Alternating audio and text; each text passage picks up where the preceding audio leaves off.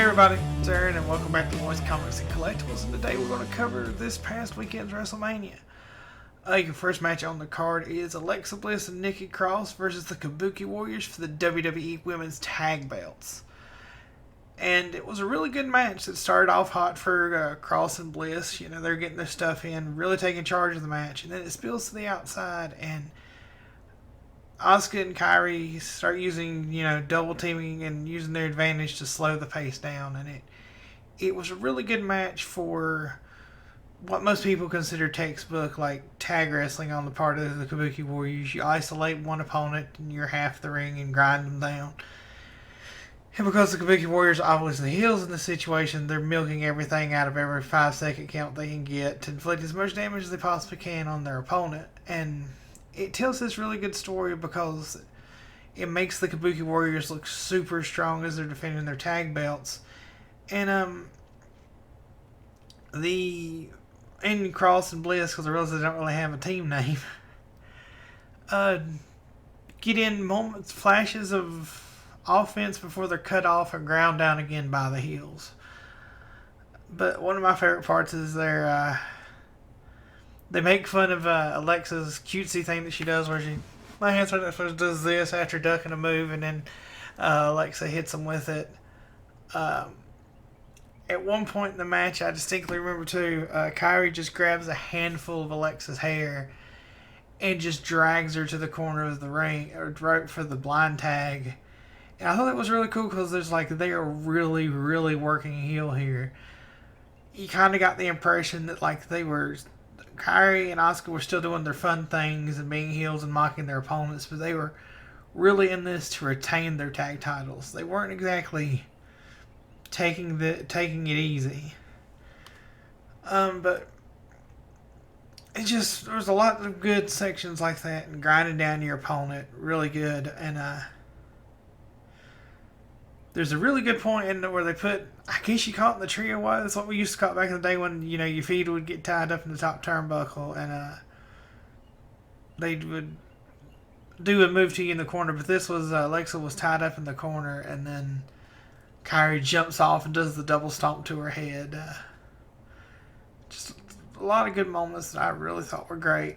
But the end of the match was pretty intense as Kairi uses the insane elbow to break up one of the fingertips of Nikki Cross, and then it leaves Asuka and Nikki, selling in the middle of the ring.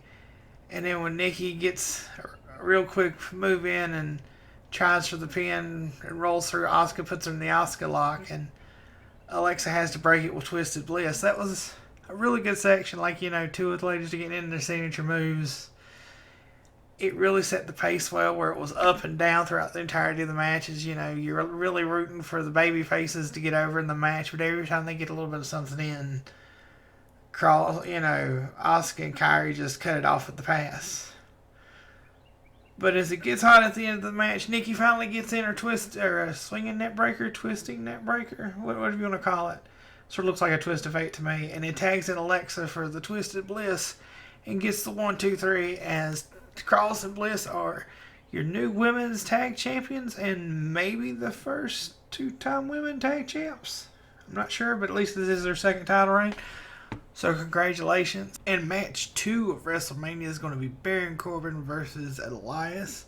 But before that, we get a short promo from Sami Zayn about his match later on tonight to defend his Intercontinental Championship. And he talks about how he's a thinker.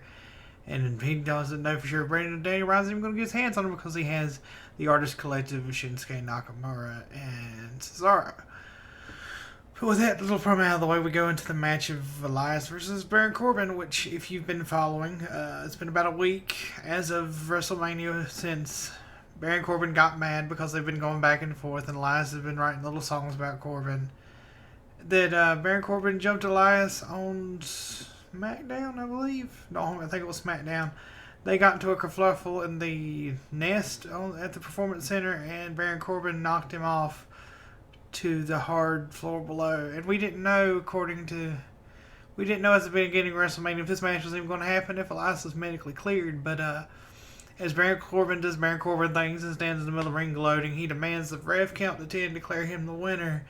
And Elias shows up, and he looks pissed, son. He is not having it. And Baron Corbin rushes to the outside, tries to get him. Elias ducks and hits him with a guitar. And the really cool way they got this spot in is it was before the bell, so there was no disqualification. So they roll Baron Corbin back in the ring. He gets to his feet, and the match starts. And really good here at the beginning because Elias, it gets across the point that he's been waiting for weeks to get his hands on Baron Corbin, and he just beats the ever-living tar out of him for the beginning of the match until Baron Corbin does a back body drop onto the top rope. I guess it's a back body drop, or I guess you could call it I'm going to call it a back body drop because that's what it looked like. It was across the top rope, and that hurts Elias, and that slows down the pace and lets Baron Corbin take the match for a hot minute. And I know a lot of people don't like Baron Corbin, but I think if you look past that stint as like Raw heel general manager, I think he had back in a while back, he is a great heel. He knows what he is. He's a bad guy. He's supposed to put everybody down. And he's a phenomenal athlete. So I think you can take anything, and he's probably one of my favorite heels right now, as unpopular as that is to say. But let's get back to the match. Baron Corbin controls it for a hot minute, and he does his usual around the post thing when Elias starts to get some offense and just runs him over and just keeps beating him down. And that's pretty much the story of the match from here on in. Is there's a couple of bright spots for Elias. He does really good, and then Baron Corbin will cheat to sort of cut the gas off. And both guys did a really good job, I thought, this match of selling, because as the match goes on, Elias slows down a bit, but you see he still gets into spots where, like, he stomps a mud hole in Baron Corbin in the corner that gets across that, like, I'm mad. I'm here to take you out because you almost ended my career. But they both slow down and sell. Like, Elias didn't no-sell a bunch of Corbin's moves in the match, which I thought was really good. They'd slow down, sell, and then they'd get back into it. And then at the end, as Corbin's getting more and more frustrated. Oh, I forgot one of my favorite spots. I almost forgot. At one point, Elias goes to the top rope. I guess he's going to do a double axe handle, but Corbin gets out of the way, and Elias runs to the ropes. And it was a really cool deep six from Corbin, so that was one of my favorite spots. And as the match sort of, draws to a conclusion, Baron Corbin's getting more and more frustrated because he doesn't want anything of this, Elias, who is just fit to be tied. And he tries to use the ropes for leverage during a pin, and the ref catches him and fusses at him. And in typical heel fashion, he's not paying attention, and Elias gets him in the roll-up and gets the win. So he gets his revenge on Baron Corbin for throwing him off the balcony. And like I said, it was a really good match. It was one of the quicker ones, but it got the story across. Elias's offense was impassioned. He was there just to stomp a mud hole in Corbin, like I said, for almost ending his career. And Corbin does what, a heel's supposed to do. Take that fire out of the baby face and build to the hot comeback. So I thought it was a really good match. And like I said, I think Baron Corbin's a way better heel than most people give him credit for. And next up, we have Becky Lynch versus Shayna Baszler for the Raw Women's Championship. And this was a really good match. They've had a lot of lead up to it where, Shayna took a chunk out of her neck, which was something really different for this day and age in WWE. And, Shayna won the Elimination Chamber by eliminating everybody as soon as she got in the match. So Shayna's looking really strong coming into this, and you're kind of wondering, like, maybe old Becky's made her match this time. And even though Becky's got in some good licks, so this is one of those matches I was really looking forward to, because how is this going to go? How are they going to do it? And the match starts off really good because I think, looking back at it now, Becky's trying to prove that all the stuff you've done hasn't got in my head. I'm not afraid. So she starts off the match with slugging with Shayna Baszler, which, given Shayna's MMA background, if you're looking at it strategically, I don't know about getting into a slugging match. And then it spills to the outside where Shayna gets control of the match for a minute. And this was a really good spot because both women sort of go back and forth out here and roll in the ring to break the count and go back out. So you really get the sense early on that this is about proving something. Like, as much as this is about the title and the belt, they're both out to prove something. And this is a really good technical match if you're a fan of technical matches, because both of them are going for their finishing moves. Baszler's the Karafuda clutch, and Lynch is going for the disarmer, and it gives it that big match feel because they're all countering in and out of each other's moves, and that gives it the big match feel like they've sit down and watched tape, and like both of them know what the other one's capable of. And I really like that. Like, you know, the Baron Corbin the last match is great for just like an old slugfest and a grudge, and they still had some good wrestling. But I really like technical matches where like Baszler has scouted the disarm her, and Becky's scouted the Karafuda clutch, and we get the spot in from Raw after they get worn down. You know, Baszler slams Becky into the side of the announce table. And I mean, it was just really a good overall match. If you like technical wrestling ins and outs, I'm going to admit that I wasn't the biggest fan of the finish here. They've done. Now, I'm not, you know, a professional wrestler or gravel specialist, so I don't know if there's a similarity between like if Samoa Joe's finishing move and the Karafuda clutch are the same thing with a different name. But they did the spot where they did with Joe and AJ where, you know, Becky rolls through the Karafuda clutch after a really good sequence of like... Actually, let me back up. I did forget a good spot. There's a good spot where Shayna goes for her... They call it a variation of a cutter. It's like a... I don't know if it's a double hook into like a slam, or if she's supposed to pick her up and then like wrap her arms around her neck and do a cutter, which when you say a cutter, I think I like the Stone Cold Stunner. And it looks like it's a real difficult move to do because you see Shayna struggle at a point. And I mean, it's impressive. Shayna's strong as an ox because you see her just hit a point and it's like, oh, I don't know about this. But I say that because there's another point where she goes to the double underhook and you think she's going to go into the cutter, and she drops her into an arm bar. And then, you know, transitions into the disarmer. You know, you think, oh man, is this going to be like the ultimate like disrespect to beating you with your own move, which is great. And because they don't do that very often. Like, I like it when they tease like someone beating someone else with their own move. But they did the spot that I'm not a huge fan of. Baszler, after getting her on the Karafuda clutch on the ropes, which was brutal because she's just hanging there in the move, and then Shayna gets her again, and Becky rolls over to pin her shoulders for the victory. And maybe there's a wrestling reason that, like, maybe when Becky rolls over top of Shayna, maybe that crosses Shayna's arm so she can't let go of the hold. But it looks just like you're laying there holding the hold in, can hear the ref counting to 3, and you don't let her go.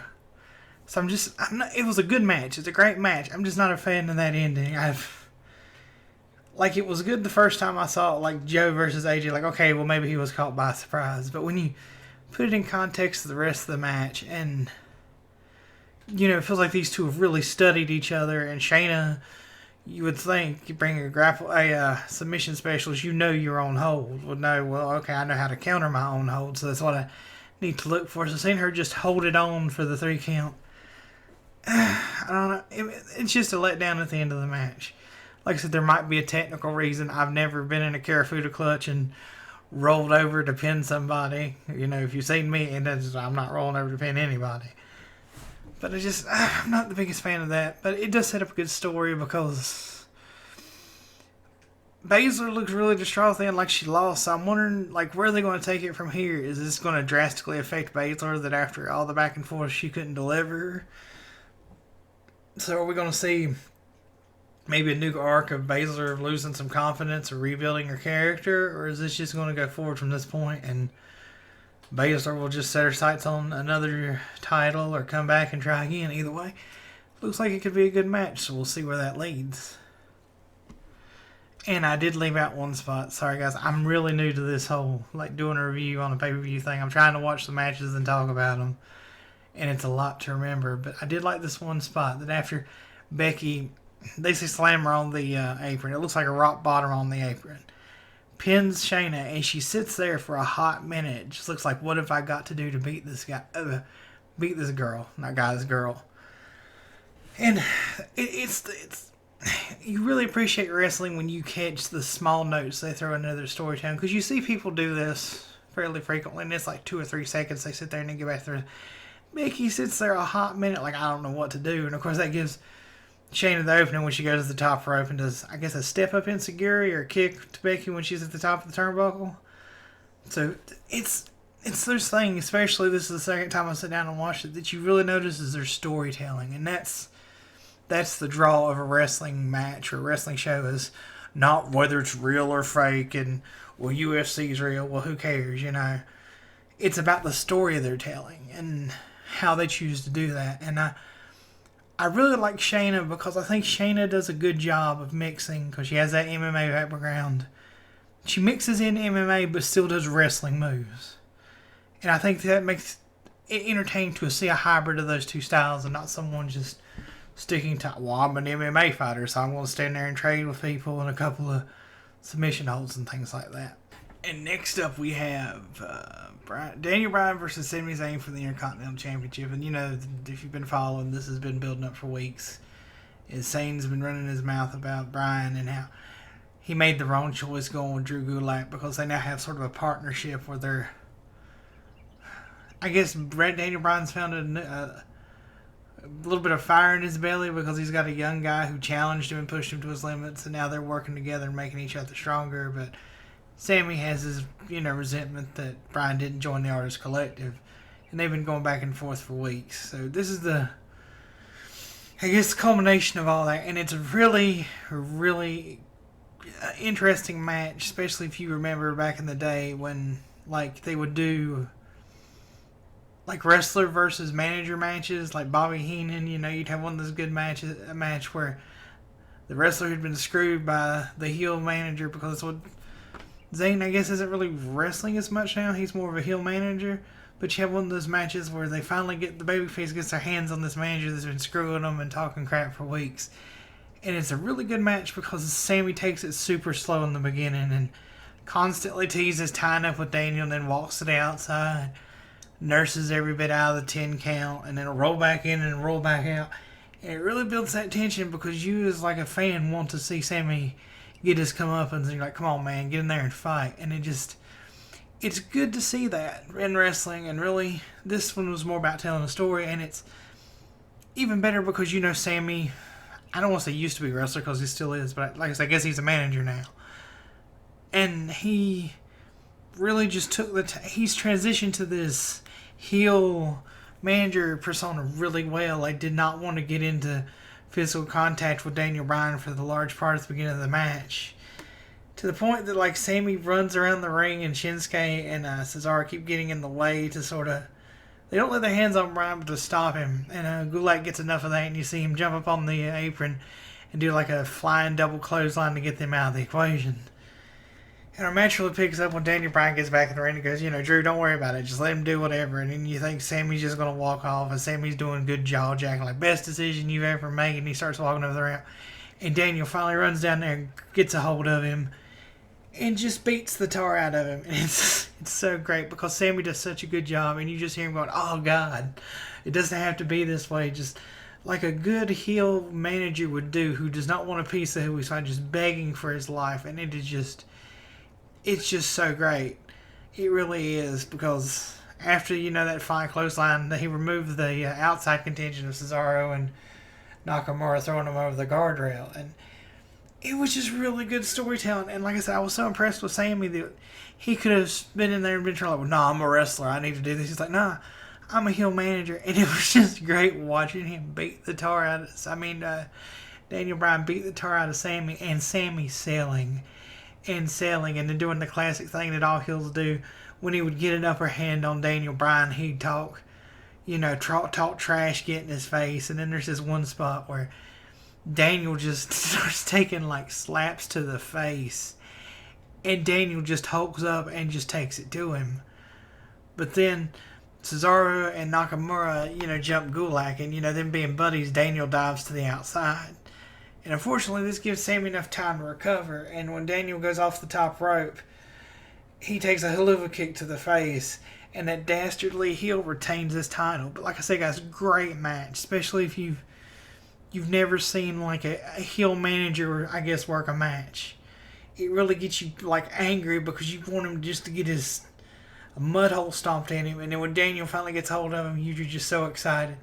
It was a good match, and I kind of wonder where they're going to go for here because I don't feel like it's a blow off because I feel like Sammy's got to get his comeuppance. Now the question is, will it be Daniel Bryan, or Drew, or will it be somebody else that takes the Intercontinental title? We'll have to wait and see, but good heel manager match. I really liked it. And next up we have the triple threat match for the SmackDown Tag Team Championships. And this one, guys, is a triple threat ladder match with the three most athletic guys pretty much on each team. You got Kofi Kingston representing the New Day, John Morrison representing Miz and Morrison, and Jimmy of the Usos. Now, I don't remember, and maybe I just missed it in the commercials. I don't know if this was originally like a member of each team was going to defend the titles, or if that was something that they had to make concessions for because of current events. But either way, it's a great match from the start. At the beginning, they avoid each other's offense pretty good, and Jimmy monkey flips Kofi, and Kofi monkey flips Morrison, and they all land on their feet when they get monkey flipped. It was really cool because it sort of reminded me of back in the day, and I don't think I've seen them do it recently, but the cruiserweight spot they used to do, where they would do a series of moves back to back to back, and they'd sort of stop at the end and stare at each other. We used to call it a Mexican standoff, so I thought that was really cool. And this match is just, it's full octane from beginning to the end. But Jimmy got pushed off the ladder early at the beginning, and he landed kind of hard, and he grabbed his knee. So I don't know if that was a planned spot or if Jimmy got a bummed wheel at the beginning. But he pushes through, and there was a lot of great spots. It's hard to go over this one just because there's so many. One of my favorite ones was Kofi jumps and sort of grabs the ladder and pulls himself through the A-frame of the ladder and tries to kick Morrison and Jimmy, and he gets caught and dumped to the outside. And they do a good job because at the beginning you realize very quickly one of the bigger problems of a triple threat match is if all three guys are in there going full octane all at the same time, it's hard to keep track of. And sometimes I make fun of it, and that's why I don't dislike triple threat matches, but you can tell it hits phases where, like, okay, it's this guy versus this guy, the third guy go take a nap on the outside, and then the guy taking a nap will come in and fight one of the other guys while one of them goes out. By getting that, I understand from a shooting standpoint, it makes it way easier to process. Another good spot at one point, Jimmy sets up a ladder across the turnbuckles, and climbs up and is going, I guess, suplex John Morrison off, and John pulls his leg out from him and he lands on the ladder, and John leans out, and this was really cool, how his athleticism and balance, because he's getting ready to do a corkscrew plancha sort of inside the ring, and you can tell him measuring it, and it was really neat to see because I guess it's really different when you can't just jump out to someone, they're right here and you have to make sure you hit. And man, they really everybody put their bodies on the line here. There's so many times when you see them land, how close they landed to another ladder, or they're going up on the ladder and it's set up across another ladder or the ropes, and you get real concerned because there's not that much holding that ladder on there, and it's probably shortened all these guys' careers, but I really appreciated it. At one point, it's so bad that Jimmy's climbing up the ladder and Morrison pushes the ladder over the ring post in the corner, and Jimmy just plummets to the outside. It just they're bad enough when they take the bumps in the ring, but when you see somebody take that bump to the outside, and he was a foot away, if that much, from hitting a ladder that was laid on the side. And another good one when you watch it is Jimmy's climbs up on the barricade, and he's going to run down the barricade and do a move, and Kofi just throws the ladder he's got in his hands at Jimmy, and it was just a brutal spot. I'm sort of thinking, man, there's a lot of ways that spot could have went sideways and not ended well. But just and they had a very good ending to the match where they all climb up. You know, they always do this supposed to do a ladder match. One guy goes to the ladder and somehow somebody always gets in to interfere. One goes up and then another one goes up and then they're all three up there fighting for the belts, got their hands on the belts, and they actually pull the little gold thing that holds the two belts down, and they're fighting over it, and Jimmy and Kofi headbutt John and he falls, and it is a brutal spot because he falls with both belts and lands on this ladder that they've like shoved into the other ladder and laid across the like second rope. And just my back, I instantly just, oh my god, that spot had to hurt. But John Morrison and Miz retained the titles because after the headbutt, John was the one who had both the belts as he came down the ladder. It was a really interesting way to end it, and I really got a kick out of, you know, Kofi and Jimmy going back and forth on top of the ladder, like let it go, and it was a really good match, guys. You should go see it. I don't feel like I've done justice because there were so many spots with ladders. It's hard to remember them all. But let's move on to the next match. Our next match is Kevin Owens versus the Monday Night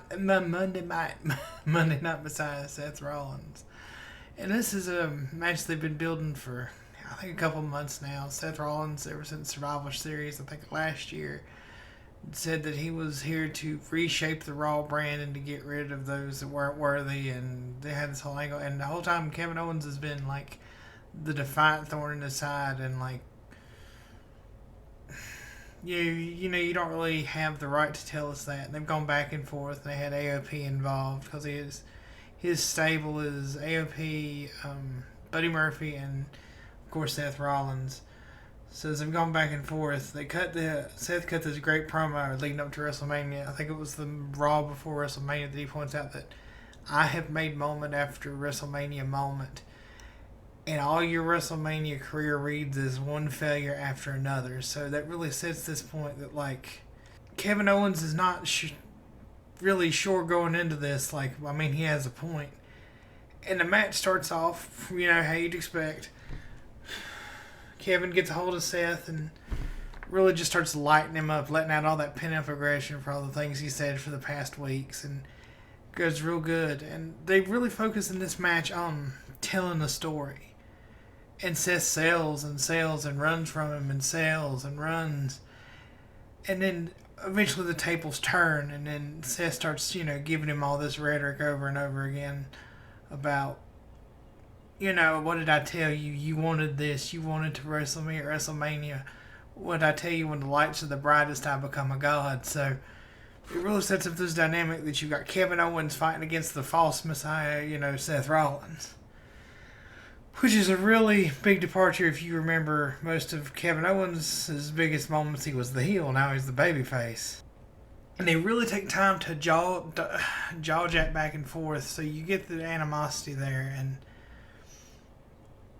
as Rollins is just beating him, Kevin keeps getting back up as he's berating him, and you really feel for him because you want your hero to win. And Seth Rollins eventually, when Kevin Owens starts getting his big comeback, has enough of it and just smacks him with the ring bell, which technically ends the match as a win for Kevin Owens as a disqualification. But Kevin rolls back in the ring, beat to hell.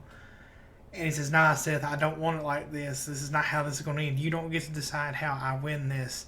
And they make it a no DQ match, but Seth comes back in and just starts beating the tar out of him. And they go to the outside, and Seth hits him with the ring steps. And it just is not looking good. And then Kevin Owens goes to the timekeeper's table and gives Seth a good old taste of his own medicine, hits him with the bell, and that lays Seth out across the table.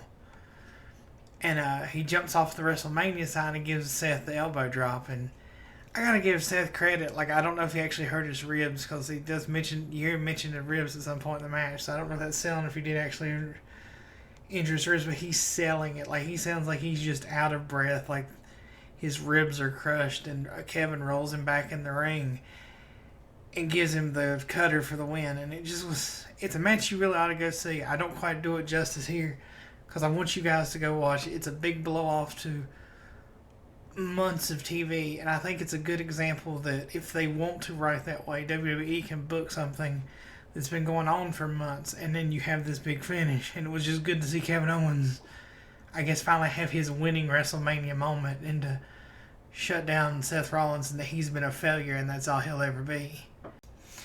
And our next match is, sadly, I'm going to go ahead and spoil for you guys, a very big disappointment to me. It's Goldberg versus Braun Strowman, and a little bit of the story is, I believe Roman had to pull out of WrestleMania for his own safety because everything that's going on, and he recently, within the past year and a half, got over cancer, so he had to pull out of WrestleMania. So now the card is Braun Strowman versus Goldberg, and the best part of the match is probably the entrances.